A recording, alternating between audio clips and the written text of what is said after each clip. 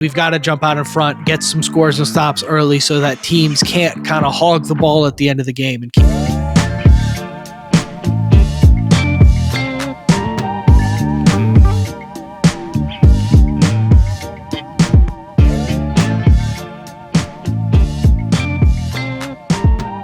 Pop, what's going on, man? Son, how you doing? Doing good, man. Doing good. Guys, welcome back to the Dom and Pop podcast. We got to start this podcast off with a little bit of gratitude. You all know we're here for our Buccaneers pregame podcast. I can't even speak correctly because I'm so blown away by the fact that we're in the playoffs. But before we get into that, before we talk football, we just got to say thank you. We have hit 1,000 subscribers. We hit 500 in August. I think we set out our goal was to hit 500 by the start of training camp. We flew to that, and then all of a sudden we've doubled our subscribers since the season's been going on. So it's just awesome. It's pretty crazy when you put it in that perspective, and so exciting. And so everybody who's subscribed, thank you. Everybody who's seeing this for the first time, heck, there's 1,000 other people who really enjoy it. So go ahead, hit that subscribe button, join the team while you still can, while it's early. Stay tuned. We're going to do something to celebrate this once all this playoff craziness dies down, which hopefully isn't for a few more weeks, but let's enjoy it while we're here. Guys, thank you so much. Turn it over to Pop. Nah, you said it beautifully. You spoke it into existence. You said you wanted to hit 1,000 before the playoffs, and it happened. Boom. Thanks to everyone that subscribed. It's been really rolling here recently, and hopefully we just keep going. We had, I think in the last month, it was over 200 subs. Wild. I gotta believe. Thank you, Josh Harris. Thank you, Dan Quinn. Thank you, Adam Peters. I gotta believe all this. Thank you, Jaden Daniels. Yeah, I gotta believe all this success that the team's been having has helped a great deal with that. But we're having a blast, and like I said, we hope to keep it rolling. And we're free agents. Yep, we're free agents. That's all I'm gonna say. Just putting it out there. Anybody needs a little more Commanders coverage as this quickly becomes the hottest and most exciting team in the NFL to watch. We are here. We've been doing it for years. Talking about us or the actual football team? Both. We were making the Carson Wentz Commanders exciting. So you've seen what we can do with this team. So we got to make the best of it. But guys, let's get right into it. It has been a long time coming, and the Washington Commanders are playing some playoff football for the first time since 2020. Just absolutely wild where we're at, how quickly things turned around. Of course, we're going to get to our playoff picks. We're going to get to our Bada Bets later on in the episode. We're going to break down this whole Bucs Commanders game. But Pop, where are the vibes at? I mean, this is our rematch from week one. Obviously, the Buccaneers beat us 37-20. I know there was some talk while we were doing that pod about, did we get our butts kicked? Was it closer than the scoreboard indicated? I felt like that was kind of a butt kicking in week one. I agree. And where are we at now after that? Where are the vibes? I don't even know what I said on that post-game pod, but my memory of it was that we got beat pretty good. Maybe we made a little bit of a run at it towards the end. I think we even called it some garbage time stuff. I don't remember a lot of the details of the game. I know they pressured us a lot, and the pressure definitely bothered and rushed Jaden up. Jaden looked probably as much like a rookie as he had all season, which makes sense because it's the first game of the season. But my vibes, your vibes are great at 12-5. And, you got to feel good about it. I would say my optimistic vibes are around, can we keep this thing growing? Because in many ways, it's been a magical season. And Barry Sherluga, I want to give him credit. He's a Washington Post columnist. He goes on the local radio shows. He made a point of anyone that's saying we got lucky this season, we're 8-4 in one-score games. So that's really good. But, and it shows the clutch gene that this team has. But we haven't won all of them. We haven't been lucky in all of them. We've had missed field goals. We've had bad spots, in the Steelers game, miss field goal, miss extra points in the Dallas game. I mean, there's been things that haven't gone our way either. But it's been a magical run, and there's part of me that says maybe this team, maybe the right time is now, because you never know what's going to happen next year and the year beyond, right? Yep. But then, and it's a magical run. So he said, can we keep that rolling for a bit longer? The other part of me is worried, will the magic run out? When is it going to run out? When are we going to hit that wall? But overall, it's just as I was typing out the games and the picks and the lines for the picks that we're going to do later in the podcast, stay tuned for that. I was thinking how awesome it is. I mean, this is such a great weekend for football, right? And generally, we're not in it. And it's such a great weekend for football. We get to watch 4 playoff games leading up to our, primetime national TV spot, and we're part of it. So that's awesome. So that's a lot of fun as well, man. It is crazy. I mean, you talked about it. One thing I want to touch on for what you talked about is you talked about that 8-4 record in close games, and you talked about the last 5 games we've won now have all been, aside the last 4 games in a row now are last minute efforts. You have the New Orleans game, you make the stop on the 2-point conversion on defense. You have the Philly game after that, where you make that great 2-minute drill at the end, win the game. Then you have the Atlanta game, you win in overtime, and then the Dallas game, which, you got your backup quarterback in there at the end, and you still find a way to win and get it. And for me, and I've said this in the past about other teams, if you look back, I remember it was Minnesota a couple years ago that was like 13-3, and this was when Kirk was really balling, and they'd only been winning 1-score games and a lot of close games. And I said it then, and I'll say it again now. There's a skill to that.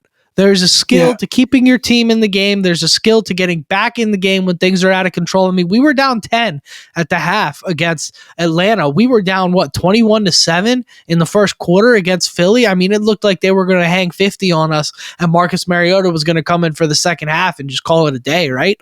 I mean, it was looking terrible, and there's a skill to keeping the ship afloat among the adversity, amidst the adversity, keeping things rolling, staying in it, and being ready in those winning time moments. For all the talk about the defense and how spotty they've been, they make that stop, that one stop that you got to get the ball back in the offense's hand. They found a way to do it these last few weeks to get the ball to Jaden, let Jaden go do what Jaden needs to do. For all the talk of the offense and the run game or what have you, all these things, somehow ball is in our hands and plays are getting made. Our best playmakers are making those plays, and we are winning these games. So I personally think, sure, there's a little bit of luck involved in this. Of course, you can always get like a bad pass interference call that brings something back, or a bad holding call, or a false start call. Like, all these things can happen, right? But there is a skill to playing good, clean football in the last 2 minutes of games and winning when it matters.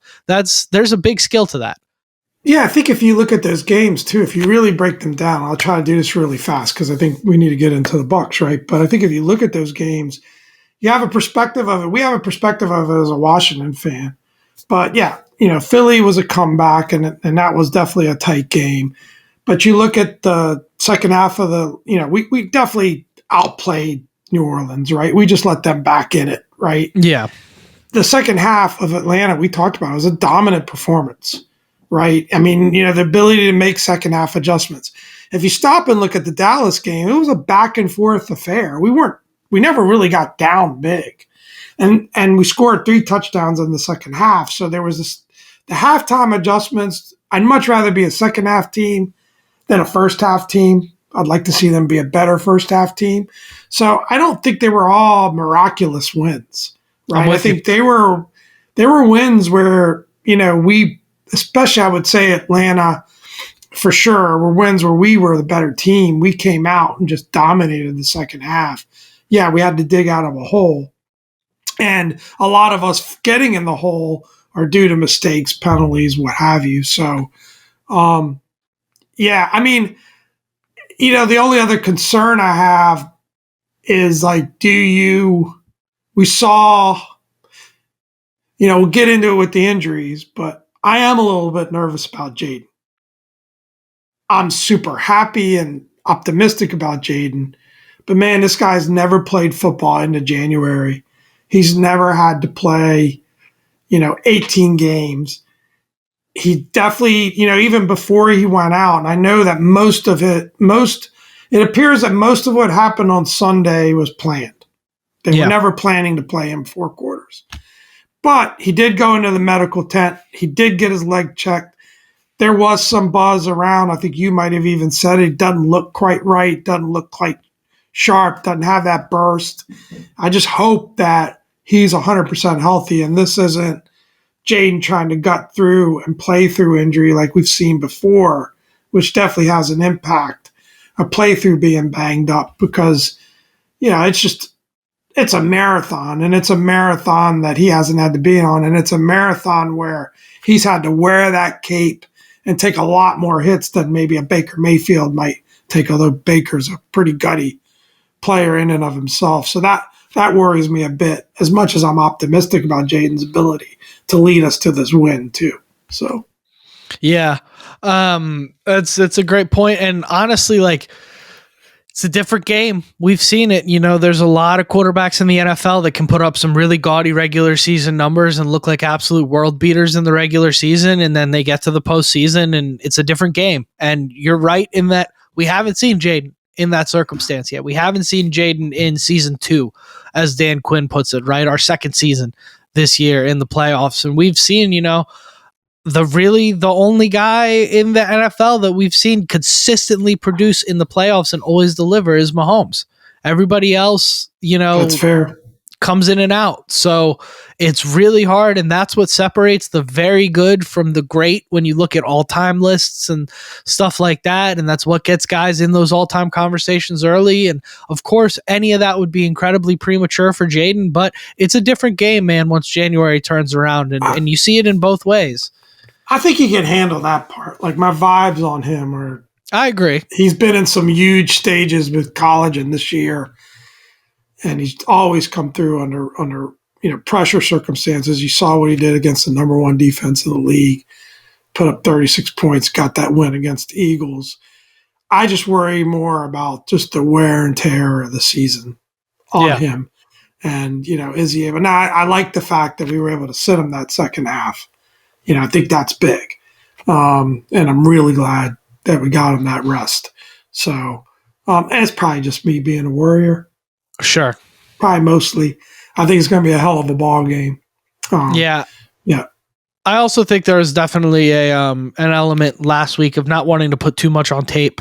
Maybe setting up for certain, prioritizing setting up certain things on tape versus, perfect execution all the time. I think there's definitely an element of that. I think you saw that defensively with how little they really blitzed at all in the game. They weren't blitzing much, and I kept saying, you got to blitz, Lance, but you don't want to. Those blitz packages are the more complex installations and are the things that other coordinators can gain advantage from being on tape more, because you learn how to protect these blitz packages, you learn how they're attacking, you get to understand the looks. So I understand them not wanting to put as much on tape in terms of blitz packaging in the last time, and same with offense in general. Like, it seemed like it was a pretty vanilla. Last week's game doesn't concern me at all. I'm with you.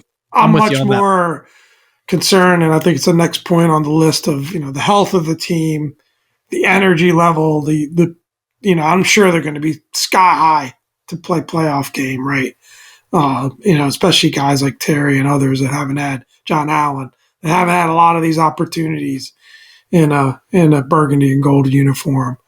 But last week's game, I think, kind of matters not at all. I'm with honestly. you. Yeah. I'm with you. Yeah. The only things that matter to me from last week's game are the health implications, which we'll go over now. Lattimore obviously did not play last week. Biadish played, got hurt, did not play. Sorry, got hurt the week before against Atlanta, gutted it out, and then ended up not finishing. And then Coleman got hurt last week, which was worst case scenario. He did go back into the game, though. Did go back into the game, finish the game. Same with Luvu, who also was a little bit dinged up, but finished the game.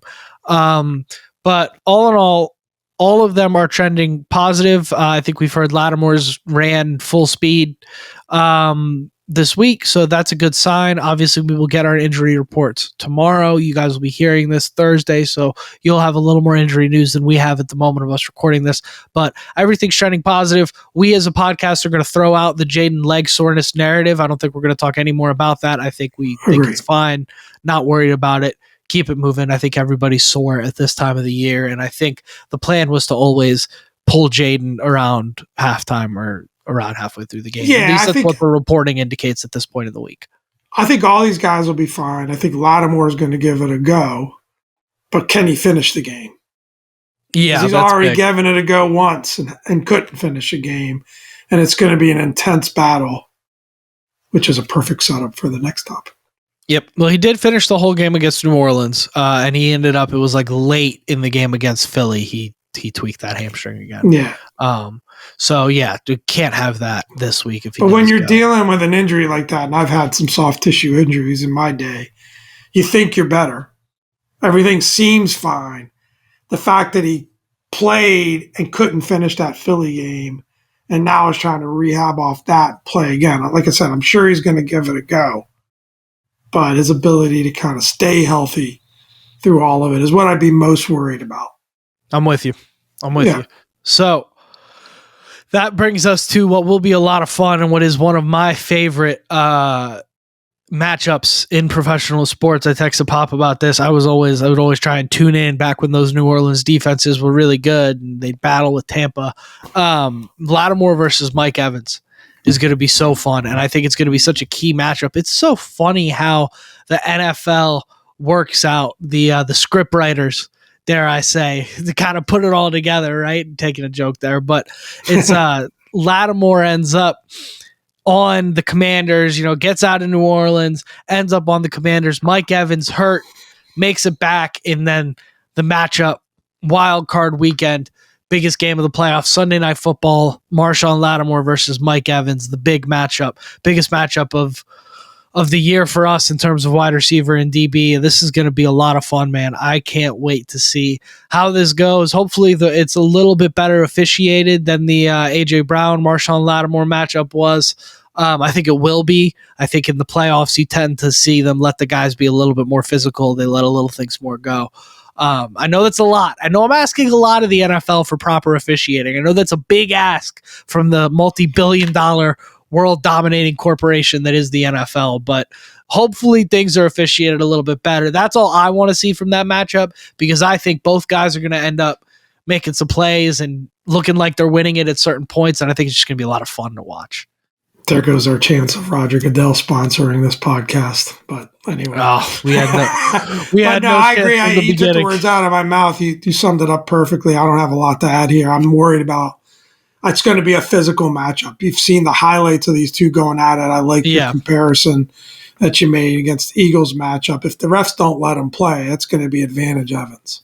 Yeah. All day, because that's just such how a physical matchup.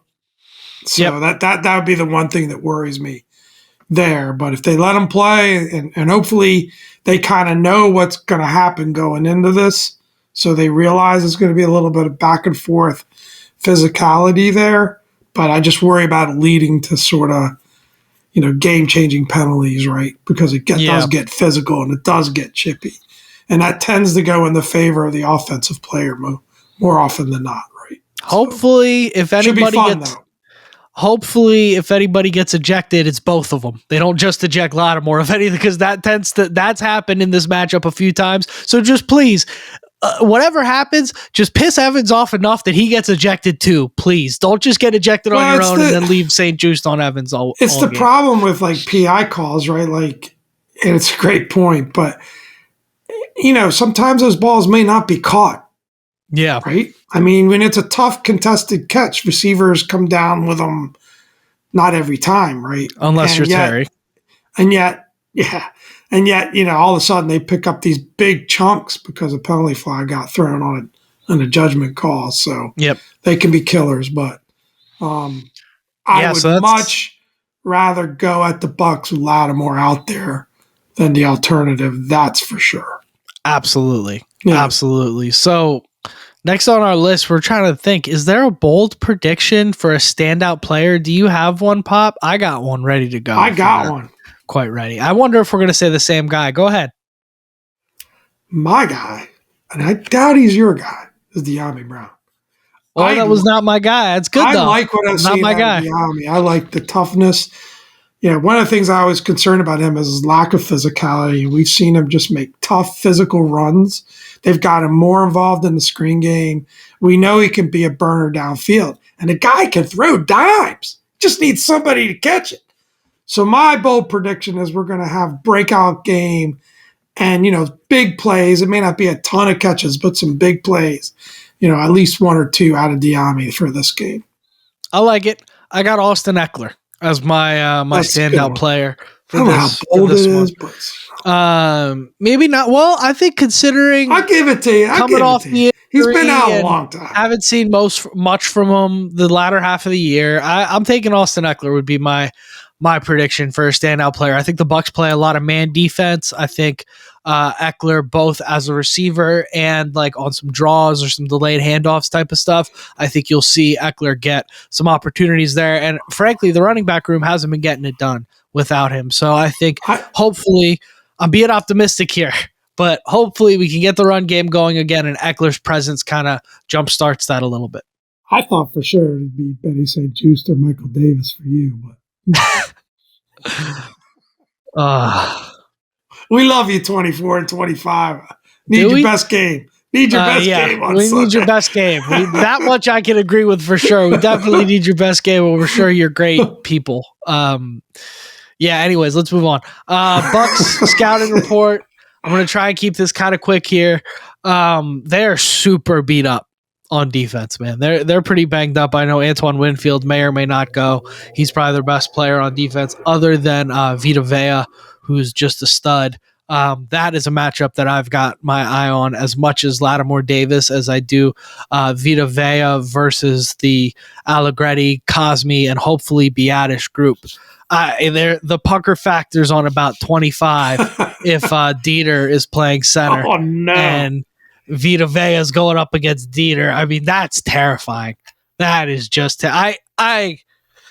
there's got to be a better option, guys. There's got to be somewhere. There's got to be a better option. I don't know. They seem to really like the guy. But if we got Vita Vea going up against Dieter, I'm going to be in for a long night. It's going to be uncomfortable. But that's definitely the two biggest stars on that defense. And obviously, it's Todd Bowles. They're going to blitz like crazy, and that's going to be what they do. That's what they did week one. And they obviously threw Jaden off his mark. We said he looked pretty uncomfortable. He looked like he didn't really settle in. The game looked pretty fast for him. Now, it's a rookie in week one. Obviously, he's a completely different player at this point in the year.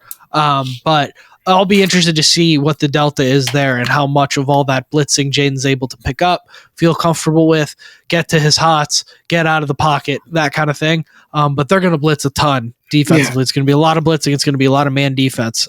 So we'll get more into that in the keys, but there's opportunity there. There's the other side of that is it is opportunity there. I think we'll be ready. I think we'll be ready for it. Yeah, but Todd Bowles, one of the best defensive minds in football right now.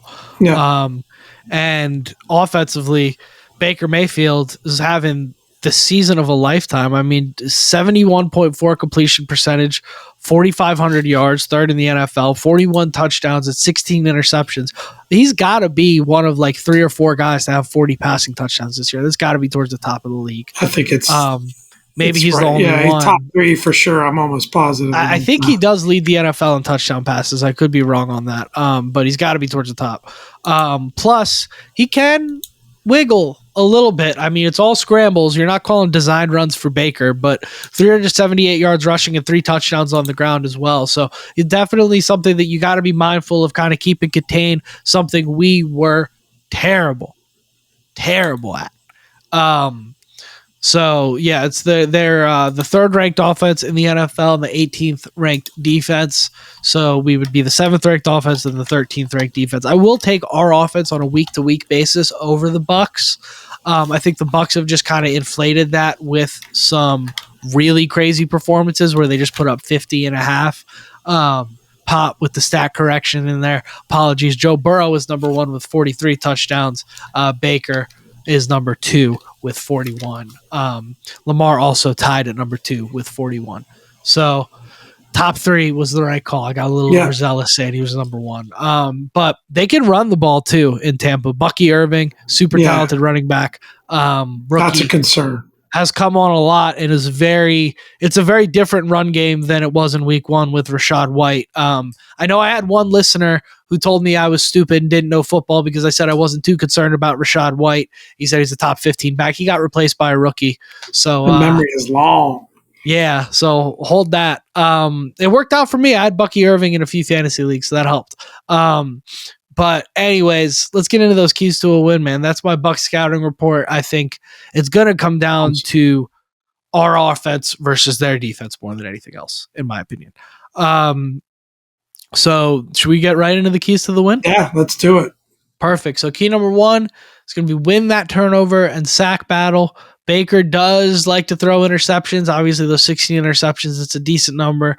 Need to get him down when we get pressure. A big part of that, I think, is going to be coverage. I saw a stat on Twitter that said Baker is like among the best quarterbacks in the NFL when he's getting the ball out in under 2.5 seconds. So when he can get to that first read, we can get the ball out quick, he is surgical. Now, when I think like 13 of his 16 picks have been thrown when he holds the ball for longer than 2.5 seconds. So, like I said, I think the key to that is going to be coverage, is going to be kind of taking away Mike Evans, taking away that first read, being a step ahead on defense in that secondary. And then I think Baker will toss you one. But I also think that one of the keys to that is that, he was very elusive in that first matchup, right? There were so many times where it looked like we had him and he escaped. So I'm sure that's going to be a big focus because Dan Quinn even brought it up in his presser this week. If we can get him down and then get him to start to force the ball rather than trying to make plays with his legs, because we've hit him and we've taken him down a couple of times, that's where the mistakes can come in. So I think that pressure, but then finishing on that pressure. And I bring up sacks in both regards because we've been taking a lot of sacks lately. And that was the problem in week 1, was the amount of pressure they got on us. And I don't know what the number of sacks were, but it felt like it was a lot. So that's really a concern from my perspective of like, can we avoid sacks on our side, but get them, get him down, get him pressured. If not, get the sack, get a QB hit, force him to get rid of that ball early. And I agree, coverage is really going to help with that. And with Lattimore out there, that makes a big difference with regards to that. So I think that's a big key. Well, you've got Lattimore, and then you've got Saverstill, who's a completely different player at this point in the year. Yeah. You won't have St. Juste on that outside cornerback position at all. I mean, to start the year, you had, I think it was St. Juste and Michael Davis on the outside, or St. Juste and, because Saverstill was playing slot. So it was St. Juste and Noah I. So it's a completely different secondary configuration. Davis was buried at the beginning of the year. Yeah, it was probably St. Juste and Igbenogany then for our 2 outside corners, and they had Saverstill in the slot. They ended up moving him outside. So this is a completely different configuration defense from where it was at the beginning of the year in terms of that secondary. So hopefully Lattimore can continue to change that for us. Second key is going to be jump out in front early. Oh, one more thing on the change in the roster. Brandon Coleman was coming off a shoulder injury at the beginning of the year. And so Brandon Coleman is back, hopefully a little bit better to protect. You're not running that rotation with Coleman and Lucas the way that we were at the beginning of the year. He was obviously a rookie too. So this is a young team that's improved in a lot of ways. So hopefully in that turnover, sack battle regard, things start to look a little bit better. And Jaden did technically only take 2 sacks in week 1, which is surprising because he was running for his life for most of that game. I think he had like 16 rush attempts or something like that in that week 1 game. But he did only take 2 sacks. So obviously we need to protect him a little bit better. This time around, protect him a bit better than we've been protecting him for the back half of the season. But that second key is going to be, in my opinion, what determines this game more than anything is we got to jump out in front early, or at least keep it close early. We know this team's going to turn it on in the second half. We know this team's really good at making those halftime adjustments, really smart at coaching those things up. But we got to at least keep it to a 1-score game at the half. And if not, in my opinion, I would like to jump out, get some scores and stops early. Let's be up a score going into the half and then make our adjustments and then roll them. That's what I would like to do. Versus, again, the margin for error. I mean, we beat the best team in the league or one of the best teams in the league and the Eagles doing it, but the margin for error gets slimmer and slimmer and slimmer as these playoffs go on when it comes to these miracle comeback situations at the end of the games. You're not going to have a lot of guys dropping wide open passes at the end of the game and giving you an opportunity to get the ball back as the playoffs keep on going. So everybody's tighter, playing tighter football. Everybody's better prepared. You got to imagine at this point, if you are worth your salt and you're playing against Washington, you've been scouting where are the weaknesses in that 2-minute offense. How can you stop that at the end of the games? How can you stop these miracles from happening? You've got to imagine your coach and your team to say, you got to put them in a big enough hole early that they can't even have an opportunity mathematically to do that to us. So what that's going to mean is we've got to jump out in front, get some scores and stops early so that teams can't kind of hog the ball at the end of the game and keep it out of Jaden's hands. And that's going to mean we're going to need some big plays. So that's going to be key number 3, winning on those big plays, hit on Jaden and Terry, limit Mayfield to Evans, stop the big plays defensively and offensively. We've got to make some big plays. Those big plays will be there with the amount that they blitz and the amount that they play man. So that's going to be key as well for us there, is just being able to strike when those big plays. We've seen Jaden and Terry be, I wouldn't say out of sync, but not 100% on some of those deep balls over the last few weeks. And I remember the New Orleans game in particular, we were saying, Terry could have had 250 yards that game, and that's probably not hyperbole if you connect on some more of those deep balls. So definitely something to be aware of there. We've got to hit when we have these opportunities. Yeah, totally agree. That's our keys to the win. Did I miss anything, Pop? Nope. No, it's good. Perfect. I don't have much to add. I think Dan Quinn often talks about winning. Those are two of his big things that he focuses on: winning that turnover battle, and then our big plays versus their big plays. Right. So it doesn't mean that Mayfield. It'd be pretty tough to shut Mayfield and Evans out, but we need to have more than they do. That's the main thing, right? And I think that's what's important on each of those categories. Yeah, that's, if you look at a lot of games, I haven't tracked it, but I'm sure the team that makes more big plays and limits more big plays, I'm sure they are the team that wins most of the time. That's probably where a lot of that comes from. So let's do it, man. Let's make our pick. Let's get on to our Bada Bets segment. We're picking every game this weekend, and thanks to that, thanks to our 12-5 Washington Commanders, we will be picking our game as well as a part of this Bada Bets segment. So I was 2-3 last week, which puts me at 51, 41, and 1 for the year.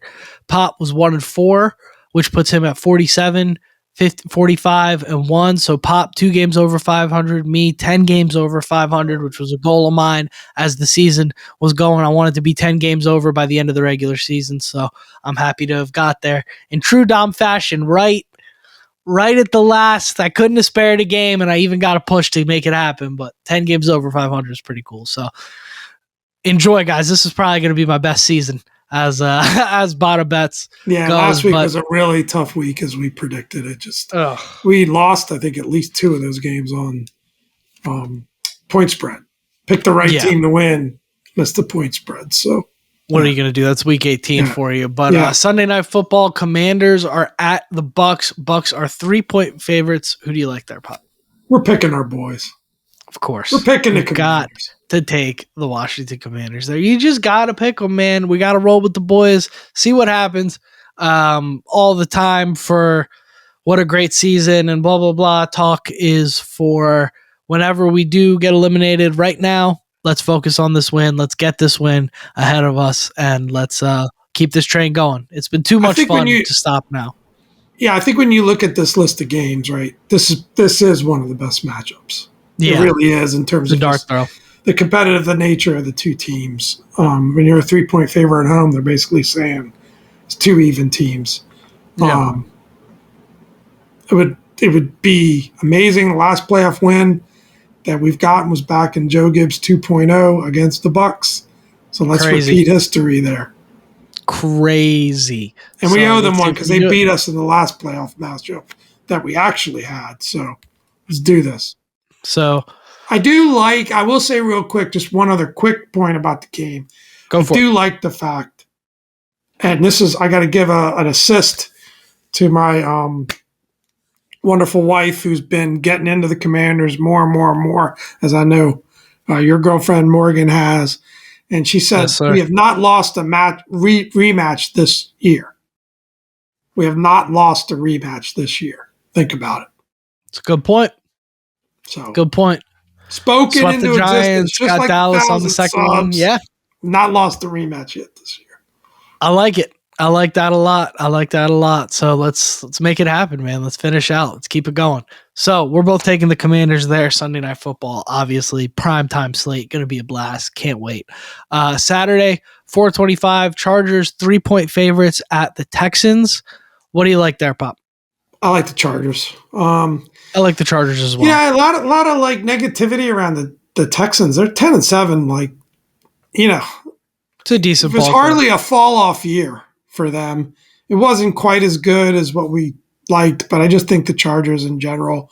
My rule for this round is I'm going with the better team, and I just think the Chargers are the better team this year.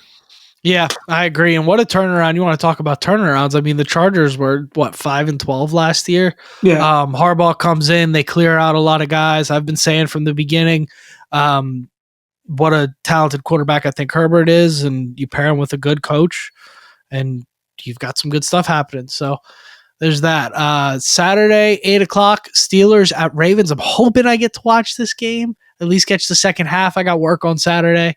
But hopefully it wraps up early. I can catch the second half of this game. Ravens are 9.5-point favorites. That is a ton of points. But I tell you what, that's a lot of points. What do you like, I'm going Ravens. I'm not making the same mistake twice. They were a big favorite the last time against Steelers. I think the Steelers are just not playing well, and the Ravens are peaking at the right time of the season. And I'm going to stick with my mantra here. It's a lot of points. It's tempting to take the Steelers and the points and saying that's going to be a much better battle. I can hear our insider screaming at us through YouTube saying we should take the Steelers. Yeah. But I'm going Ravens. I'm not making that same mistake again. Yeah, sorry, Willie. I'm taking the Ravens too here. I don't see a Steelers football team that cares. Like, maybe cares is not the right word, but it just seems like it's a complete fall apart. The difference in I was watching. They don't have a quarterback. That's a big part of it. But I mean, they didn't have a quarterback for the first 8 weeks of the season either, and they were looking like one of the best. At one point, they looked like one of the best teams in the league, and they've just completely come apart at the seams. They were relying a lot on their defense. I don't know. And I guess they've had some injuries, but I'll take the Ravens. I'll take the Ravens here. Sunday, 1 o'clock, Broncos at Bills. Bills, 8.5-point favorites. I'm taking the Broncos to keep this close, but I like the Bills to win. I'm going Bills. I like it. This could be that could be a bad pick. Again, I'm sticking with my picking the better team. I know it's a lot of points. The Broncos, I give them a ton of credit. They've done a lot of great things this year. I haven't really been a believer, but they've proven me wrong time and time again. But I think their kind of run stops here, and I think the Bills are going to win this one pretty easy. I think they lose, but I think it'll be close. The Broncos have been playing a lot of close games this year. They got blown out by the Ravens, but aside from that, they've been playing a lot of pretty close games this year. So I'm going to take the Broncos to cover, and that's probably a bad pick, but I'm going to take the Broncos to cover there. Packers at Eagles. Eagles 4.5-point favorites here. I'm taking the Pack. What do you like, Pop? Going Eagles. All right, probably the right pick as well. But I don't know. I got a tingle about the Packers winning a playoff game this year. I just got a tingle about it. I got a tingle about the Eagles coming apart. It's just that Eagles team is always like a poorly made sweater. It's like it just takes one string and you start pulling at that and then So I think the Packers might pull on that string this weekend. Where is Jordan Love trending at this point? I know that Jalen Hurts is trending positive, but is Jordan Love? They're gonna. Ain't no way Jalen Hurts doesn't play. Jordan Love should be good to go for Packers playoffs. Is PackersNews.com headline. So we're saying two fully staffed teams. So that's definitely big for the Packers. Certainly big for the Eagles for Hurts to come back. I think that whole dynamic changes if either one of them can't play. I would reverse my pick, even though I know I can't do that if it's without Hurts. But I think the Eagles are going to roll in this game. Maybe we can Bada Bets season. It'll be season 4 next year, which is wild. But maybe for Bada Bets season 4, we can pencil in a little reversal clause. But season 3, no reversals. That's right weak. That's weak. I like it. Monday Night Football, Vikings 1.5 point favorites at the Rams. It's a millennial rule. Reversal. What do you like there, Pop? What do you like there, Pop? Vikings, Rams. This is one that I was less decisive on. But I'm going to go Vikings. I'm going to stick with my better team outlook on things. I think they're going to bounce back off their pretty rough showing. And, they played Sunday night, but they get that extra day with the Monday night game. So I'm going Vikes. I'm with you on the better team clause, but I think the Rams are the better team here. Wow. All right, it's going to be juicy. Got 3 picks different this week. It doesn't matter. How are you saying, after everything you've said this year about the Vikings and your boy KOC, how are you saying the Rams are better? It was a week. That was a really...